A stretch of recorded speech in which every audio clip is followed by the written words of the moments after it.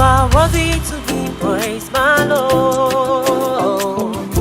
All sufficient God, you are worthy to be praised, my Lord. All sufficient God, you are worthy to be praised, my Lord. Worthy to. Hello, my name is Pastor Hannah Abrahams-Appiah.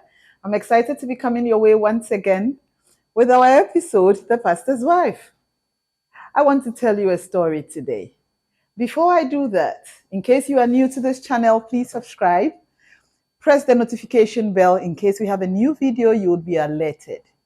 You could go back and watch the interesting episodes we've had on The Pastor's Wives. Share the video, share the series with other people who would love and be blessed by this content. Leave a comment, leave your questions, and we'll get back to you with our answers. Thank you for joining us, and thank you for making the channel grow. Well, today I want to start with a story. A few years ago, I got married to a pastor, and by virtue of marriage, I became a pastor's wife. As a young child, my parents were in ministry, and I saw them actively busy going to church and coming back. I realized along the line of work that many pastors' wives do the work excitedly, others do the work tired, others do the work with very little understanding. Now, when I became a pastor's wife, I have met several pastors' wives who are doing the work at different states or in different states, let's put it that way, for one reason or the other. You meet people who are pastors' wives because they had no choice. Their husbands they married were already pastors. They knew and took the step. We have those who are pastors' wives because after years of marriage, their husbands got called and they became pastors. I met a pastor's wife when I was a Sunday school teacher who always looked upset. She found the work a little too wearisome, and she would say, well, it's my husband they called, not me. So she had a negative attitude to the work. I've met pastors' wives who are so excited about the work. They own the job. They are like deputy pastors, and everything about the ministry is an exciting role for them. But you've also met pastors' wives who, because of lack of understanding, lack of support, attacks, have faced various challenges. There were pastors' wives I met who was very sick. She had an autoimmune disease and it was eating her up. One way or the other pastors' wives went to visit her in the hospital. And before long, it was all over that this pastor's wife had this particular disease. Now, I felt sad for the pastor's wife because I was the senior most pastor's wife then. But that woman was so loving. May her soul rest in peace. She's going to be with the Lord. But you find people backbiting, talking against them. You meet pastors' wives who are believing God for one thing or the other. A health issue. Some are believing God for financial breakthrough. Some are believing God for different things. You meet pastors' wives whose families may be struggling. You meet pastors' wives who are being attacked in the ministry by church members. And over time, those who don't have the knowledge, the right support, don't have the right attitude to the work, get worn out, get broken, and sometimes, unfortunately, some die in the course of their duty. I was privileged by God to come up with a book called Healing for the Pastor's Wife. And the reason for this particular book is because observing many pastors' wives going through challenges, reaching crisis stages and breaking down without the needed support inspired me to put together the needed information to help pastors' wives, help pastors, help church members understand who pastors' wives are, the challenges they go through, the effects on their life, how it affects them physically, spiritually, mentally. Then profess solutions on how they could go about the work so that it will be more impactful, their lives will be preserved, they will be a blessing to their spouses, to the body of Christ, to God themselves, and ultimately they will receive the reward for the work that they have done. So my new book is titled Healing for the Pastor's Wife. Let me know in the comment section if you'll be interested in a copy, and then we'll let you know immediately it's out for pre-order and the book is launched. Now, in Healing for the Pastor's Wives, the Word of God is always the basis for whatever we do. And let me read a few of these scriptures to you. In Matthew 11:28, it says, "Come to me, all you who are weary and burdened, and I will give you rest." God is not excited when we are burdened by work or anything in life. How much more his work? Because to be a pastor's wife, it's ministry work that may be burdening you. Your relationship with your husband, taking care of your children, or all the attendant issues may be burdening you. Now, in case you are broken, in case you are crushed and things are not going as you desired, Psalm 34 verse 18 says, "The Lord is close to the brokenhearted and saves those who are crushed in spirit." There are many people crushed in spirit. People who have put in all into the work, and years later, there's nothing to show physically for the work that they have done. And they may feel that they have lost it all. They have lost their years. They have lost their time. Now, some get sick along the line. I know a woman who, with her husband on a mission field, had an accident and she became crippled. And her husband had to be taking care of her all his life till God carried her away home eventually. There are others who are sick because they may not have money, or they are sick because they just got sick. Jeremiah 33 verse 6 says, "Nevertheless, I will bring health and healing to it. I will heal my people and let them enjoy abundant peace and security." God wants you well. God wants you to be healed. God is not happy or excited that you are not well. And sickness is not a form of punishment from God for you. No, God loves you so much. People get so worn out, so wearied, so sad, emotionally broken, that their spirits are wilting or spirits are drying. Proverbs 17:22 says, "A healing heart is good medicine, but a crushed spirit dries up the bones." And so it's dangerous to be in that state where your spirit is so broken that your bones dry out.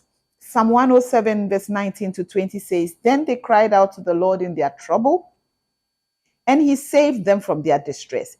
He sent out his word and healed them and rescued them from the grave." That's why I keep telling you that the word of God is our ultimate solution as pastors' wives. It gives us direction, it gives us counsel, it gives us hope, and it tells us exactly what God has for us. To be a pastor's wife is a beautiful and unique role, I keep repeating. But in the line of our duty, there are challenges that we face. Some of the challenges are because of the man we are married to, his style of leadership could be autocratic, it could be dictatorial, his own personality, his own background, history, trauma he may have carried, his own insecurities. It could be because of character flaws. It could also be because of the kind of ministry, whether you are in mission work, whether you are in the city or in the village. I had a story of a couple who were in the rural area. The wife was pregnant and they didn't have enough money, and all she was eating every day was corn. That's all they could afford, and that's what they were surviving on. There are people who don't have enough water, they don't have enough clothes, their children can't get basic education because of the location. There are others who are in big ministries, but the ministries take so much time of their husband's time that the husbands are literally absent. There are people who the husband wants the wife to be present for every service. The women are overworked. The women are overwhelmed. There are women who are running full-time corporate ministries, full-time church ministry, full-time housewife, full-time taking care of the children. And so they are like 4 major roles. They are spent out and they are tired. Many people are doing more than their capacities because they are trying to either prove a point or they are trying to make sure it works. Many people don't have support systems. Many people don't have the knowledge base. Many people are being driven beyond their abilities just because their spouses want a certain result, believing that, well, if I am goal-oriented, I get this particular result, it will please the Lord, forgetting that the vessel that is being used has a certain capacity. When it is stretched beyond this capacity, it can break down. Many people don't have counselors, they don't have mentors, they don't have outlets. And the most challenging thing we've done in one of our videos are pastors' wives who have issues, but they don't know who to talk to. What do you say? How much do you say? What will people think? What will people understand? Do they understand your problem? Do they understand the uniqueness? Will they understand what exactly you are going through? And will they keep your information safe? Will they give you the right counsel? And so many people are keeping to themselves their problems. They are dying with their pain. They are struggling. And it has resulted in mental health issues for a lot of pastors' wives. It has resulted in broken spirits for a lot of pastors' wives. It has resulted in broken homes for a lot of pastors' wives. But we have read from God's word, God does not want you to remain in that sick state, in that weak state, in that unhealthy state. There's provision in the word of God. What should you do? Number one, make sure that this God that you are serving, you know him personally. It should not be your husband's God. It should be your own God. The relationship between you and God should always be revisited and reviewed. Who is God to you? Who is God to you? Why do you call him God? Why do you call him Father? What makes your relationship with God so unique? It's not about working for him only, but walking with him. When you know God very well, he will guide you along the path of being a pastor's wife.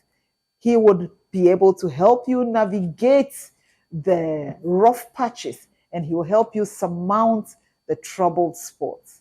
I know a woman who got into mission work, and on that mission field, they were in a rural area, and she was pregnant. It was her first child, and the nearest hospital was so far away. She went into labor at midnight, and then right at midnight, there was no car. So there was no way they could get to the nearest hospital. And before long, she realized that, hey, the baby was coming. And so her husband didn't know what to do. He rushed to the nearest house to look for an old lady and said, well, the older ladies are usually smarter. Can she come and help them with the baby? The lady came in and saw the scene and ran out. So here was the pastor and his wife. And the woman looked at him and said, well, at this juncture, we are together. We need to do this alone. And so the pastor has to turn into a midwife to be able to deliver the baby.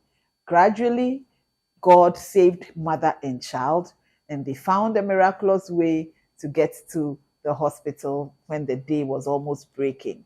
But these are real situations of people on the field who have situations that they don't know how to navigate.